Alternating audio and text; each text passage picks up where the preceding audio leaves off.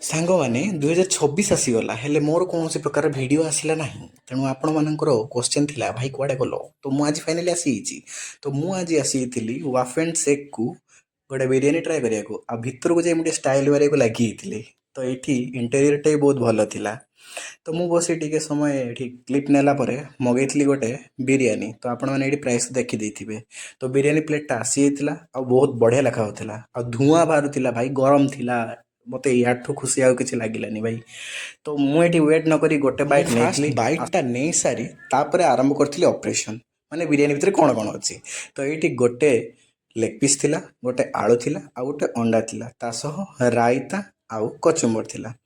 ତ ମୁଁ ଆଉ ଲେଟ୍ ନକରି ହାତଟା ଲଗେଇ ଆଳୁ ଟିକେ ନେଇ ଗବାଗ ବାଡ଼େଇ ଚାଲିଲି। ତ ଆପଣମାନେ ଦେଖୁଥିବେ ଏଠି ଲେଗ୍ ପିସ୍ଟା ବି ପୁରାପୁରି ଗରମ ଅଛି। ତ ମୁଁ ଟିକେ ଫୁଙ୍କିକି ଟାଣିଦେଲି ଆଉ। ତ ଲୋକେସନ୍ଟି ହେଉଛି ଟ୍ରେଣ୍ଡସ୍ ଫ୍ରଣ୍ଟରେ। ଆପଣମାନଙ୍କୁ ମିଳିଯିବ ଏ ରେଷ୍ଟୁରାଣ୍ଟଟା। ଟ୍ରାଏ କରି ମୋତେ ଜଣାଇବେ ନିହାତି। ରହିଲି।